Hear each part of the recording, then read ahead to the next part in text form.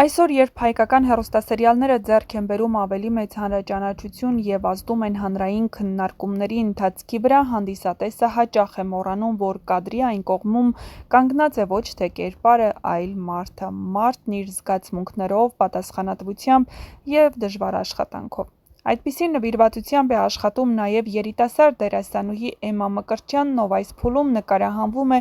Դիանա Գրիգորյանի «Վերջի զանգը» սերիալում։ Դերասանուհին Թերթեյմ Լայֆի հետ զրույցի ընթացքում խոսելով մարմնավորած կերպարի մասին նշել է.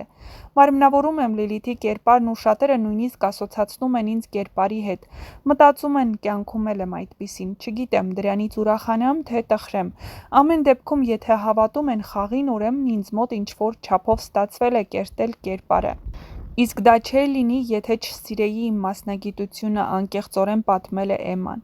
Էմմա Մկրտչյանի մարմնավորած Լիլիթը սերիալում բացասական կերպար է, նա հակասական, բարդ ու հաճախ հոգեբանորեն ծանր իրավիճակներում հայտնվող կին է։ Լիլիթի վարքագիծը, խոսքը, որոշումները հաճախ զայրացնում են հանդիսատեսին և հենց այդ պատճառով էլ Էմման, ինչպես ինքն է նշում, երբեմն բախվում է բացասական մեկնաբանությունների, ուղղված ոչ թե կերպարին, այլ իր անձին։ Ցավոք, մարդիկ միշտ չէ, որ տարբերում են կերպարը դերասանից, երբեմն նամակներ է ստանում, մեկնաբանություններ, որտեղ մեղադրում են դերասանին այն բանի համար, ինչ սցենարն է պահանջում, իսկ իրականում դերասանի աշխատանքը հենց այն է մոռացնել տալ, որ նա դերասան է։ Եթե հանդիսատեսը գոնե մի պահ մոռանում է իրականությունը և հավատում է էկրանին տեսածին, ապա դա արդեն հաղթանակ է, բայց միևնույն ժամանակ ցավ է, երբ այդ հավատը վերածվում է դատապարտման։ Էմման ընդգծել է, որ առանց անկեղծ նվիրվածության կերպարը չէր ստացվի այդքան ազդեցիկ, նրա աշխատանքն անցնում է խորը վերլուծությունների միջով, նա փորձում է հասկանալ կերպարի դրդապատճառները, վախերն ու ներքին պայքարը։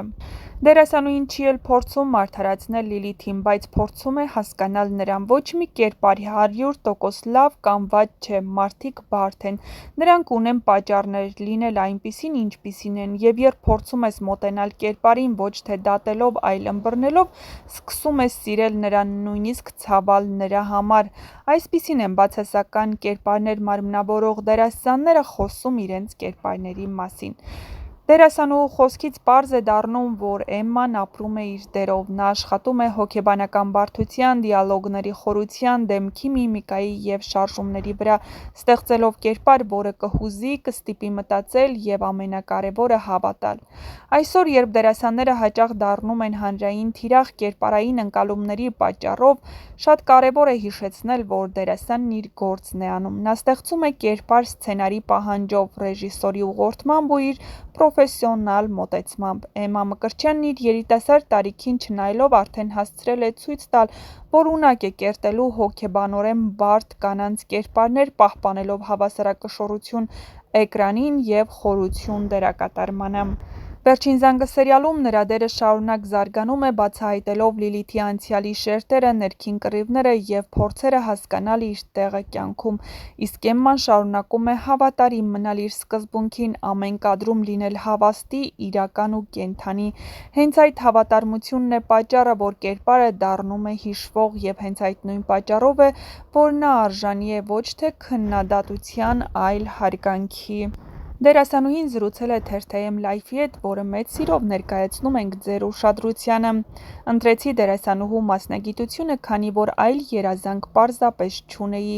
Առաջին զանգի միջոցառմանը մի քանի դեր էի խաղում ու հասկացա, որ ուզում եմ միշտ լինել բեմում։ Թերթեյմ Լայֆի հետ զրույցում պատմել է դրամատիկական թատրոնի դերասանուհի Էմմա Մկրտչյանն, ում հեռուստադիտողը մինչև օրս հիշում է «Դեպետի գաղտնիքը» հեռուստասերիալից և «Կինստագրամ» սիթքոմից։ Հայկական ավանդական ընտանիքներում աղջկա դերասանուհի դառնալու ցանկությունը ոչ միշտ է գոհունակության արժանանում։ Էմմա Մկրտչյանի դեպքում այդպես չեղավ։ Ծնողներս սիրով ընդունեցին իմ որոշումը, որովհետև իրենք էլ շատ սիրում էին թատրոնն ու արվեստում լինելը նրանց չիրականացած երազանքն էր։ Ես որոշեցի կյանքի կոչել դա, անկեղծացել է դերասանուհին։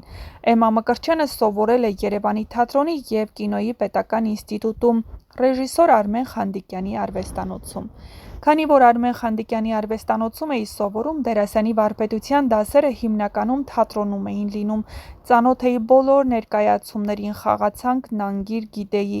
Մի օր դերասանուհիներից մեկը վնասել էր ոտքը, ինձ առաջարկեցին նրա փոխարեն արագ ներմուծվել ներկայացման մեջ ու դա եղավ իմ կարիերայի սկիզբը, պատմել է Թերթ.Am Life-ի զրուցակիցը։ Նրա խոսքով, երբ ուսանողական տարիներին արդեն խաղում էր թատրոնում, դա երբեմն շատերի համար բամբասանքի առիթ էր դառնում։ Մինչև հիմա էլ դա կա, եթե դերասանուհին ես, արդեն պիտակավորում են, ծանոթով ես, ազատ ես ամեն ինչ, բացի դրանից, որ կարող ես ամեն դեպքում տաղանդի պատճառով ընտրվել, դա դիտարկում են վերջին տեղում։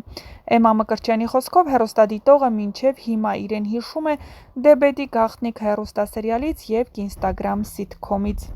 Խոսելով հայկական սերիալներում ներգրավված լինելու և դրանց որակի մասին, նա նշել է, որ սիրում է իր աշխատանքն ու սերիալին չի վերաբերվում «դե գործ է անում ենք» կամ «փող ենք աշխատում»։